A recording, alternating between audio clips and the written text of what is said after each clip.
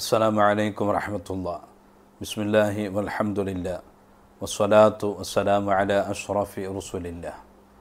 ಪ್ರೀತಿಯ ಸಹೋದರ ಸಹೋದರಿಯರೇ, ಸೂರ ಯಾಸೀನ್ ಇದರ 12ನೆಯ ಎಪಿಸೋಡ್ ಆಗಿದೆ ಇಂದಿನ ಈ ಒಂದು ತರಗತಿ. ಕಳೆದ ತರಗತಿಯಲ್ಲಿ ಸಾಹಿಬು ಯಾಸೀನ್ ಸೂರ ಇದರ ಕಥಾಪುರುಷರಾಗಿರುವ ಅಲ್ ಹಬೀಬುನ್ ನಜ್ಜಾರ್ ರಲಿಯಲ್ಲಾಹು ಅನ್ಹುರವರ ಕೊನೆಗಳಿಗೆ ಯಾವ ರೀತಿಯಲ್ಲಿತ್ತು ಎಂಬುದನ್ನು ವಿವರಿಸಲಾಗಿದೆ. ಆ ಊರವರು ಹಬೀಬುನ್ ನಜ್ಜಾರ್ ರಲಿಯಲ್ಲಾಹು ಅನ್ಹುರವರನ್ನು ಅದೆಷ್ಟು ಕ್ರೂರವಾದ ರೀತಿಯಲ್ಲಿ ದಾರುಣವಾಗಿ ಕೊಂದುಬಿಟ್ಟರು ಎಂಬುದನ್ನು ಕಳೆದ ಎಪಿಸೋಡ್ನಲ್ಲಿ ಹೇಳಿದ್ದನ್ನು ನೀವೆಲ್ಲರೂ ಕೂಡ ವೀಕ್ಷಿಸಿರಬಹುದು. ತನ್ನ ಮರಣದ ಬಳಿಕವೂ ಕೂಡ ತನ್ನ ಊರವರನ್ನು ಉಪದೇಶಿಸಿದಂತಹ ಹಬೀಬುನ್ ನಜ್ಜಾರ್ ರಲಿಯಲ್ಲಾಹು ಅನ್ಹುರವರ ಅತ್ಯಂತ ಶ್ರೇಷ್ಠವಾದ ಚರಿತ್ರೆಯನ್ನು ನೀವು ಆಲಿಸಿದ್ದೀರಿ. ಅಲ್ಲಾಹನು ಅವರ ಬರ್ಕತ್ತಿನಿಂದ ಇಹಪರ ವಿಜಯಿಗಳ ಸಾಲಿನಲ್ಲಿ ನಮ್ಮೆಲ್ಲರನ್ನು ಸೇರಿಸಲಿ, ಆಮೀನ್ ಯಾ ರಬ್ಬಲ್ ಆಲಮೀನ್. ಇನ್ಶಾ ಅಲ್ಲಾ ಇಂದಿನ ತರಗತಿಯಲ್ಲಿ 28 ಹಾಗೂ 29 ಆಯತ್ತುಗಳನ್ನು ಮೊದಲು ವಿವರಿಸುತ್ತೇನೆ.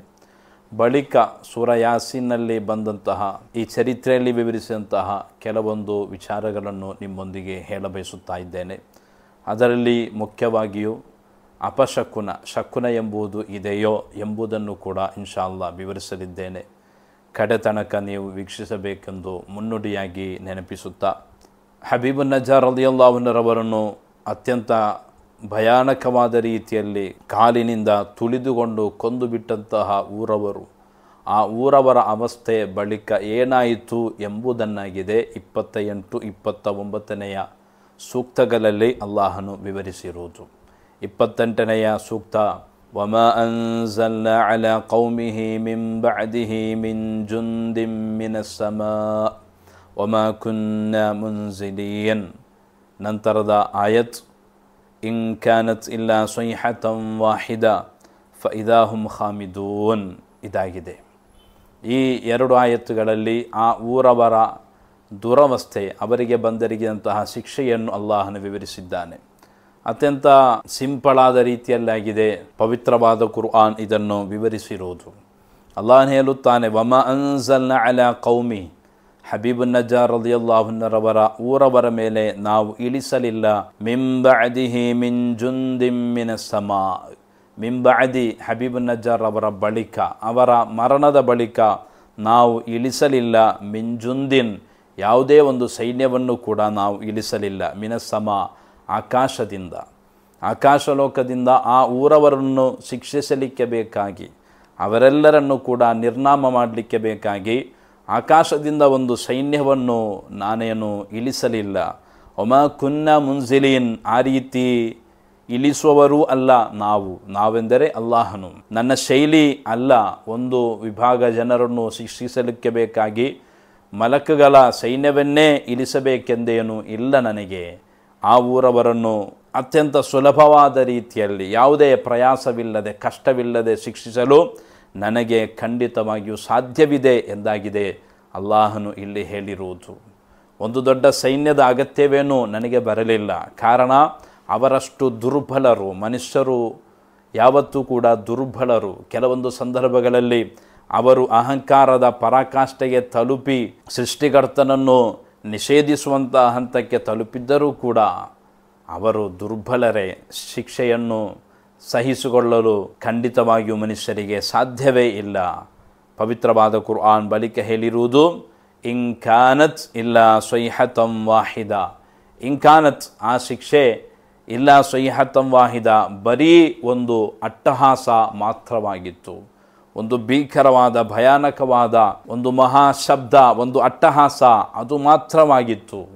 ಯಾರ ಅಟ್ಟಹಾಸ ಎಂದರೆ ಮಹಾನುಭಾವರಾದ ಮಲಕ್ ಜಿಬ್ರೀಲ್ ಅಲೈಹಿಸ್ಸಲಾಮರವರ ದೊಡ್ಡ ಒಂದು ಶಬ್ದ. ಅವರು ಆ ಊರವರ ಬಳಿಗೆ ಬಂದು ದೊಡ್ಡ ರೀತಿಯಲ್ಲಿ ಅಟ್ಟಹಾಸವನ್ನು ಮಾಡಿದರು. ಆ ರೀತಿ ಮಾಡುವಾಗ ಫಇದಾ ಹುಮ್ ಖಾಮಿದೂನ್, ಅವರೆಲ್ಲರೂ ಕೂಡ ತಣ್ಣಗಾಗಿ ಬಿಟ್ಟರು, ಅವರೆಲ್ಲರೂ ನಂದಿ ಹೋದರು. ಅವರು ಕೋಪದಿಂದ ರೋಷದಿಂದ ಮೂವರು ಪ್ರವಾದಿಗಳು ಹಾಗೂ ಹಬೀಬುನ್ ನಜ್ಜಾರ್ ರಲಿಯಲ್ಲಾಹು ಅನ್ಹುರವರ ಮೇಲೆ ಇರುವಂತಹ ಕೋಪದಿಂದ ಅವರು ಕುದಿಯುತ್ತಾ ಇದ್ದರು. ರೋಷಾಗ್ನಿ ಅವರಲ್ಲಿ ಹೊತ್ತಿ ಉರಿಯುತ್ತಾ ಇತ್ತು. ಆದರೆ ಮಲಕ್ ಜಿಬ್ರೀಲ್ ಅಲೈಹಿಸ್ಸಲಾಮ್ರವರು ಬಂದು ಒಂದು ದೊಡ್ಡ ಶಬ್ದವನ್ನು ಮಾಡಿದಾಗ, ಅಟ್ಟಹಾಸವನ್ನಿಟ್ಟಾಗ ಅವರ ಶಬ್ದವು ನಿಶ್ಶಬ್ದವಾಗಿ ಬಿಟ್ಟಿತ್ತು, ಅವರ ರೋಷವು ಅದು ತಣ್ಣಗಾಗಿ ಬಿಟ್ಟಿತ್ತು. ಅವರೆಲ್ಲರೂ ಕೂಡ ತಣ್ಣಗಾಗಿ ಬಿಟ್ಟರು, ಅವರು ನಂದಿ ಹೋದರು ಎಂದು ಪವಿತ್ರವಾದ ಕುರ್ಆನ್ ಇಲ್ಲಿ ನಮ್ಮೊಂದಿಗೆ ಹೇಳುತ್ತಾ ಇದೆ. ಅಂದರೆ ಅವರನ್ನು ಬರೀ ಒಂದೇ ಒಂದು ಅಟ್ಟಹಾಸದ ಮೂಲಕ, ಜಿಬ್ರೀಲ್ ಅಲೈಹಿಸ್ಸಲಾಮ್ರವರ ದೊಡ್ಡ ಶಬ್ದದ ಮೂಲಕವೇ ನಾಶಪಡಿಸಲಾಯಿತು. ಆ ಮನುಷ್ಯರಿಗೆ ಶ್ರವಣ ಸಾಮರ್ಥ್ಯ ಇದ್ದರೂ ಕೂಡ ಅದಕ್ಕೆ ಇತಿಮಿತಿ ಇದೆ. ಮಿತಿ ಮೀರಿದ ಶಬ್ದವನ್ನು ಆಲಿಸಲಿಕ್ಕೆ ಖಂಡಿತವಾಗಿಯೂ ಮನುಷ್ಯರಿಗೆ ಸಾಧ್ಯವಿಲ್ಲ. ಇದು ಸಂಪೂರ್ಣವಾಗಿ ಮಿತಿ ಮೀರಿದಂತಹ ದೊಡ್ಡ ಶಬ್ದವಾಗಿತ್ತು ಜಿಬ್ರೀಲ್ ಅಲೈಹಿಸ್ಸಲಾಂ ಮಾಡಿದ್ದು. ಅದರ ಮೂಲಕ ಎಲ್ಲರೂ ಕೂಡ ನಿರ್ನಾಮವಾಗಿ ಬಿಟ್ಟರು, ಸತ್ತು ಹೋದರು, ಸಂಪೂರ್ಣವಾಗಿ ನಾಶವಾಗಿ ಬಿಟ್ಟರು ಎಂದು ಪವಿತ್ರವಾದ ಕುರ್ಆನ್ ಇಲ್ಲಿ ನಮ್ಮೊಂದಿಗೆ ಹೇಳುತ್ತಾ ಇದೆ. ಹಬೀಬುನ್ ನಜ್ಜಾರ್ ರಲಿಯಲ್ಲಾಹು ಅನ್ಹುರವರ ಊರವರು ಅತ್ಯಂತ ದಾರುಣವಾದ ರೀತಿಯಲ್ಲಿಯೇ ನಾಶವಾದರು ಎಂದಾಗಿದೆ ಕುರ್ಆನ್ ಇಲ್ಲಿ ನಮ್ಮೊಂದಿಗೆ ವಿವರಿಸುತ್ತಾ ಇರುವುದು. ಇನ್ಶಾ ಅಲ್ಲಾ ನಂತರದ ಆಯತ್ತುಗಳನ್ನು ಮುಂದಿನ ಭಾಗದಲ್ಲಿ ನಮಗೆ ವಿವರಿಸೋಣ. ಯಾ ಹಸ್ರತನ್ ಅಲಲ್ ಇಬಾದ್ ಎಂದು ಪವಿತ್ರವಾದ ಸೂರ ಯಾಸೀನ್ ಮುಂದುವರಿದುಕೊಂಡು ವಿವರಿಸುತ್ತದೆ. ಅದಕ್ಕೆ ಮುಂಚೆ ಇಷ್ಟರ ತನಕ ನಾವು ಹೇಳಿದಂತಹ ಹಲವು ಸೂಕ್ತಗಳು, ಆ ಸೂಕ್ತಗಳಲ್ಲಿ ಬಂದಂತಹ ಪ್ರಮುಖ ಒಂದಿಷ್ಟು ವಿಚಾರಗಳನ್ನು ಇನ್ಶಾ ಅಲ್ಲಾ ನಿಮ್ಮೊಂದಿಗೆ ನಾನು ಹೇಳಬಯಸುತ್ತಾ ಇದ್ದೇನೆ. ಅದರಲ್ಲಿ ಬಂದಂಥ ಒಂದು ಪ್ರಯೋಗವಾಗಿತ್ತು, ಕಾಲು ಮ ಅಂತುಂ ಇಲ್ಲ ಬಶರುಂ ಮಿಸ್ಲುನಾ. ಮೂವರು ಪ್ರವಾದಿಗಳು ಆ ಊರವರ ಕಡೆಗೆ ಬಂದಂತಹ ಸಂದರ್ಭದಲ್ಲಿ ಅವರು ಪ್ರವಾದಿಗಳನ್ನು ಅಂಗೀಕರಿಸಲಿಲ್ಲ, ಬದಲಾಗಿ ಅವರನ್ನು ನಿಷೇಧಿಸುತ್ತಾ ವಿರೋಧಿಸುತ್ತಾ ಹೇಳಿದಂಥ ಒಂದು ಮಾತಿದೆ, ಮಾ ಅಂತುಂ ಇಲ್ಲ ಬಶರುಂ ಮಿಸ್ಲುನಾ. ನೀವು ನಮ್ಮಂತೆ ಮನುಷ್ಯರಲ್ಲದೆ ಬೇರೆ ಯಾರೂ ಕೂಡ ಅಲ್ಲ, ನೀವು ನಮ್ಮಂತಹ ಸಾಮಾನ್ಯ ಮನುಷ್ಯರು. ವಮಾ ಅನ್ಜಲ ರಹ್ಮಾನು ಮಿನ್ ಶೈಇನ್ ಇನ್ ಅಂತುಂ ಇಲ್ಲ ತಕ್ದಿಬೂನ್. ನೀವು ಬರೀ ಸುಳ್ಳು ಮಾತ್ರ ಹೇಳುತ್ತಾ ಇದ್ದೀರಿ. ಸೃಷ್ಟಿಕರ್ತನು ಯಾವುದೇ ಒಂದು ಅಂಶವನ್ನು ಕೂಡ ಅವತೀರ್ಣಗೊಳಿಸಲಿಲ್ಲ, ನೀವು ಹೇಳುತ್ತಾ ಇರುವುದು ಬರೀ ಸುಳ್ಳು, ನೀವು ನಮ್ಮಂತೆ ಜನಸಾಮಾನ್ಯರು, ಸರ್ವೇ ಸಾಮಾನ್ಯ ವ್ಯಕ್ತಿಗಳು ಎಂದು ಮೂವರು ಪ್ರವಾದಿಗಳನ್ನು ಹೀಯಾಳಿಸುತ್ತಾರೆ. ಮಾನ್ಯರೇ, ಇಲ್ಲಿ ನಾವು ಒಂದು ವಿಚಾರವನ್ನು ಅರ್ಥ ಮಾಡಿಕೊಳ್ಳಬೇಕು. ಗತಿಸಿ ಹೋದಂತಹ ಕಾಲದಲ್ಲಿ ಬದುಕಿದಂತಹ ಯಾವುದೇ ಪ್ರವಾದಿಗಳು, ಆ ಪ್ರವಾದಿಗಳ ಕುರಿತಾಗಿ ನಿಷೇಧಿಗಳು, ವಿರೋಧಿಗಳು ಹೇಳಿದಂತಹ ಒಂದು ಮಾತಾಗಿತ್ತು. ವಾಸ್ತವದಲ್ಲಿ ಈ ಒಂದು ಮಾತು ಮಹಾನುಭಾವರಾದ ನೂಹ್ ಅಲೈಹಿಸ್ಸಲಾಂ ಅದೆಷ್ಟೋ ವರ್ಷಗಳ ಕಾಲ ತನ್ನ ಜನರನ್ನು ಸತ್ಪಥದ ಹಾದಿಗೆ ಆಹ್ವಾನಿಸಿದಂತಹ ಸಂದರ್ಭದಲ್ಲಿಯೂ ಕೂಡ ಆ ಊರವರು ಅವರೊಂದಿಗೆ ಹೇಳಿದಂತಹ ಮಾತು, ಮಹಾದಾ ಇಲ್ಲ ಬಶರುಂ ಮಿಸ್ಲುಕುಂ. ನೂಹ್ ನಬಿ ಅಲೈಹಿಸ್ಸಲಾಂ ನಮ್ಮಂತಹ ಸಾಮಾನ್ಯ ಮನುಷ್ಯರು. ಮಹಾನುಭಾವರಾದ ಹೂದ್ ಅಲೈಹಿಸ್ಸಲಾಂ ಅವರನ್ನು ಕೂಡ ಇದೇ ರೀತಿಯಲ್ಲಿ ತಿರಸ್ಕಾರ ಮಾಡಿದರು. ಮಹಾದಾ ಇಲ್ಲ ಬಶರುಂ ಮಿಸ್ಲುಕುಂ ಎಂದಾಗಿತ್ತು ಅವರ ಜನರು ಹೇಳಿದ್ದು. ಅದೇ ರೀತಿ ಸ್ವಾಲಿಹ್ ಅಲೈಹಿಸ್ಸಲಾಂ ಮಾ ಅಂತ ಇಲ್ಲ ಬಶರುಂ ಮಿಸ್ಲುನಾ ಎಂದಾಗಿತ್ತು ಅವರೊಂದಿಗೆ ಅವರ ಜನರು ಹೇಳಿದ್ದು. ಮೂಸಾ ಅಲೈಹಿಸ್ಸಲಾಂ, ಹಾರೂನ್ ಅಲೈಹಿಸ್ಸಲಾಂ ಎಲ್ಲರೊಂದಿಗೂ ಕೂಡ ಹೇಳಿದ್ದು ಇದೇ ರೀತಿ. ಪ್ರವಾದಿ ಮುಹಮ್ಮದ್ ರಸೂಲುಲ್ಲಾಹಿ ಸಲ್ಲಲ್ಲಾಹು ಅಲೈಹಿ ವಸಲ್ಲಮರವರ ಕುರಿತಾಗಿಯೂ ಕೂಡ ನಿಷೇಧಿಗಳು ಈ ರೀತಿ ಹೇಳಿದ್ದರು. ಸೂರಾ ಯಾಸಿನ್ನಲ್ಲಿ ಬಂದಂತಹ ಮೂರು ಪ್ರವಾದಿಗಳು ಅವರೊಂದಿಗೂ ಕೂಡ ಇದೇ ಮಾತನ್ನೇ ಅವರು ಹೇಳಿಬಿಟ್ಟಿದ್ದರು. ಅಂದರೆ ನಿಷೇಧಿಗಳು ಯಾವತ್ತೂ ಕೂಡ ಒಂದು ಅಸ್ತ್ರವನ್ನಾಗಿ ಮಾಡಿದ್ದು ಅವರ ಬಳಿಗೆ ಆಗಮಿಸಿದಂತಹ ಪ್ರವಾದಿಗಳು. ಅವರಿಗೆ ಯಾವುದೇ ಒಂದು ಮಹತ್ವವಿಲ್ಲ, ವಿಶೇಷತೆ ಇಲ್ಲ. ಅವರು ನಮ್ಮಂತಹ ಮನುಷ್ಯರು ಎಂದೇ ಅವರು ಬಿಂಬಿಸುತ್ತಾ ಇದ್ದರು.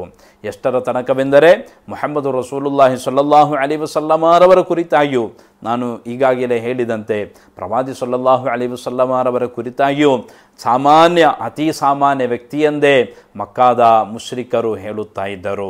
ಸತ್ಯವಿಶ್ವಾಸಿಗಳಿಗೆ ಯಾವತ್ತೂ ಕೂಡ ಈ ವಾದ ಅನ್ಯವಾಗಿದೆ. ಪ್ರವಾದಿಗಳು, ಅದರಲ್ಲಿಯೂ ಮುಹಮ್ಮದ್ ರಸೂಲುಲ್ಲಾಹಿ ಸಲ್ಲಲ್ಲಾಹು ಅಲೈಹಿ ವಸಲ್ಲಂ ಯಾವತ್ತೂ ಕೂಡ ಜನಸಾಮಾನ್ಯರಂತೆ ಅಲ್ಲ, ಅವರು ಸಾಮಾನ್ಯ ಮನುಷ್ಯರಲ್ಲ. ಅಲ್ಲಾಹನ ಅತ್ಯಂತ ಮಹತ್ವ ಲಭಿಸಿದಂತಹ, ಸ್ಥಾನಮಾನ ಲಭಿಸಿದಂತಹ ಮಹಾ ಶ್ರೇಷ್ಠವಂತರು, ಮಹಾ ಪುಣ್ಯ ಪುರುಷರು. ಹಲವು ವಿಶೇಷತೆಗಳುಂಟು. ಯಾವತ್ತೂ ಕೂಡ ಖಂಡಿತವಾಗಿಯೂ ಅವರು ನಮ್ಮಂತೆ ಅಲ್ಲ. ಕೆಲವೊಂದು ನೂತನವಾದಿಗಳು, ನೂತನ ಪಂಗಡಕ್ಕೆ ಸೇರಿದಂತಹ ಜನರು, ಅವರ ಕುರಿತಾಗಿ ನಾವು ಮುಸಲ್ಮಾನರು ಎಂದೇ ಹೇಳುತ್ತಾ ಇರುವುದು, ಪ್ರವಾದಿ ಸಲ್ಲಲ್ಲಾಹು ಅಲೈಹಿ ವಸಲ್ಲಮರವರ ಅನುಯಾಯಿಗಳೆಂದೇ ಹೇಳುತ್ತಾ ಇರುವುದು. ಆದರೂ ಕೂಡ ಪ್ರವಾದಿ ಸಲ್ಲಲ್ಲಾಹು ಅಲೈಹಿ ವಸಲ್ಲಮರವರ ಸ್ಥಾನಮಾನಕ್ಕೆ ಚ್ಯುತಿ ಉಂಟಾಗುವ ರೀತಿಯಲ್ಲಿ ಅವರು ಮಾತನಾಡುತ್ತಾ ಇದ್ದಾರೆ. ಪ್ರವಾದಿ ಸಲ್ಲಲ್ಲಾಹು ಅಲೈಹಿ ವಸಲ್ಲಂ ಓರ್ವ ಸಾಮಾನ್ಯ ಮನುಷ್ಯ ಎಂದೆಲ್ಲ ತಮ್ಮ ಬಾಯಿಂದ ಹೇಳುತ್ತಾ ಇರುವಾಗ, ತಮ್ಮ ಪೆನ್ನಿನ ಮೂಲಕ ಬರೆಯುತ್ತಾ ಇರುವಾಗ, ಗೀಚುತ್ತಾ ಇರುವಾಗ ನಮಗೆ ಖಂಡಿತವಾಗಿಯೂ ಅದರ ಕುರಿತು ಹೇಳದೇ ಇರಲು ಸಾಧ್ಯವಿಲ್ಲ. ಅವರಿಗೆ ಪೂರ್ಣವಾದ ಈಮಾನ್ ಇರುವುದಾದರೆ ಖಂಡಿತವಾಗಿಯೂ ಆ ರೀತಿಯ ಮಾತುಗಳನ್ನು ಆಡಬಾರದು. ಕಾರಣ ಮುಹಮ್ಮದ್ ರಸೂಲುಲ್ಲಾಹಿ ಸಲ್ಲಲ್ಲಾಹು ಅಲೈಹಿ ವಸಲ್ಲಂ ನಮ್ಮಂತಹ ಸಾಮಾನ್ಯ ಮನುಷ್ಯರಲ್ಲ. ಅಲ್ಲಾಹನಿಂದ ವಿಶೇಷವಾದ ಸ್ಥಾನಮಾನ ಲಭಿಸಿದಂತಹ ಮಹಾ ನಾಯಕರಾಗಿದ್ದಾರೆ ಮುಹಮ್ಮದ್ ರಸೂಲುಲ್ಲಾಹಿ ಸಲ್ಲಲ್ಲಾಹು ಅಲೈಹಿ ವಸಲ್ಲಂ. ಆ ಒಂದು ವಾಸ್ತವವನ್ನು ಅರಿಯದೆ ಅಥವಾ ಮರೆಮಾಚಿ ಪ್ರವಾದಿ ಸಲ್ಲಲ್ಲಾಹು ಅಲೈಹಿ ವಸಲ್ಲಮರವರನ್ನು ಜನಸಾಮಾನ್ಯರೊಂದಿಗೆ ಹೋಲಿಸುವಾಗ ಅವರ ನೂತನವಾದ ಹಾಗೂ ಅವರ ಆಶಯದ ಪೊಳ್ಳುತನವನ್ನು ನಾವೆಲ್ಲರೂ ಕೂಡ ಮನವರಿಕೆ ಮಾಡಿಕೊಳ್ಳಬೇಕು ಎಂದು ಸಾಂದರ್ಭಿಕವಾಗಿ ಹೇಳಬಯಸುತ್ತಾ ಇದ್ದೇನೆ.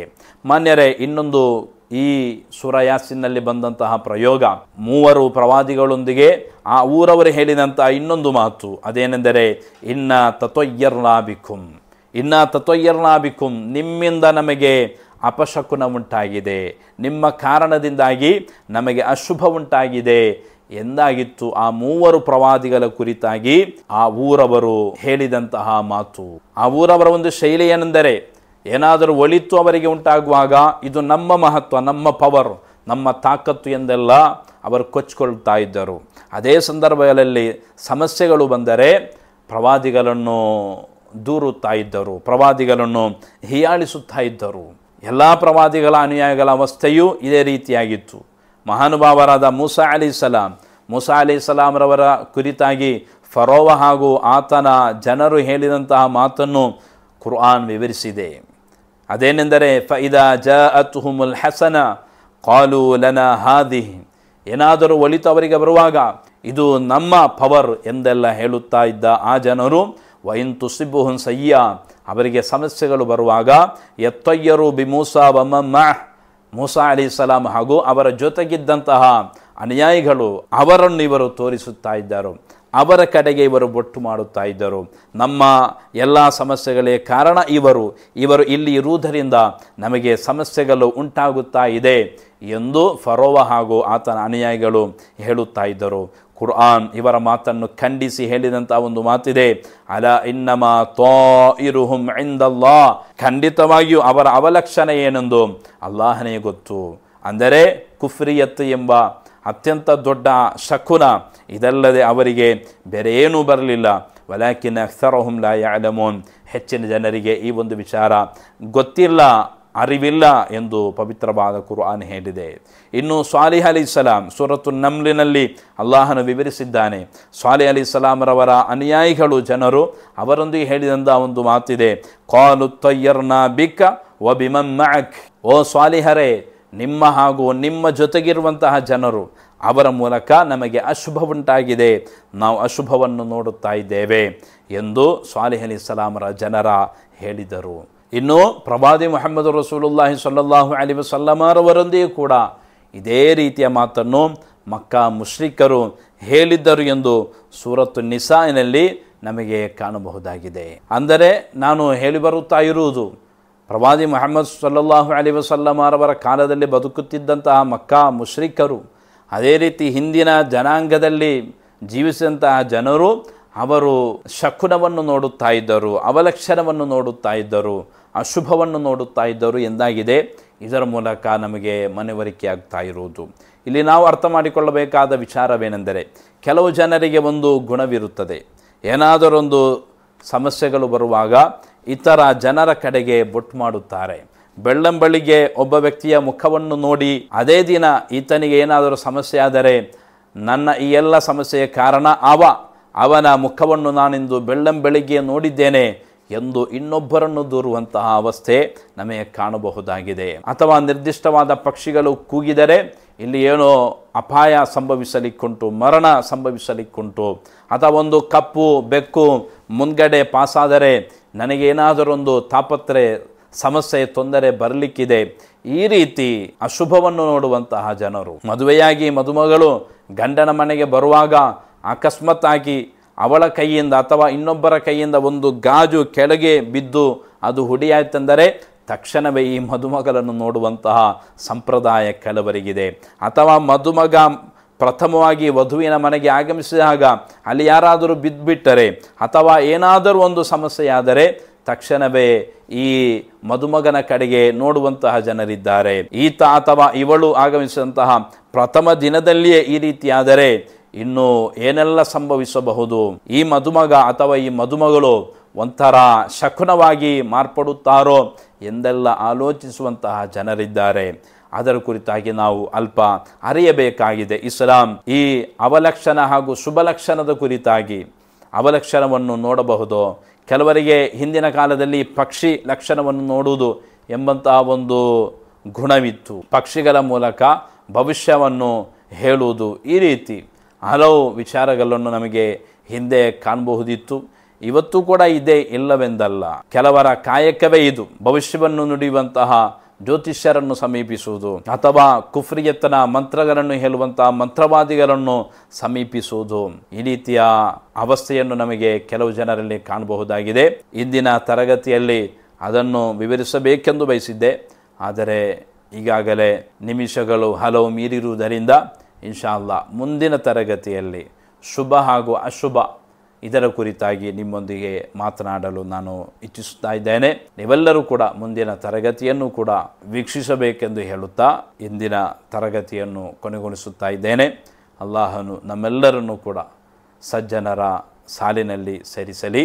ಆಮೀನ್. ಅಸ್ಸಲಾಮು ಅಲೈಕುಂ ವರಹಮತುಲ್ಲಾಹ್.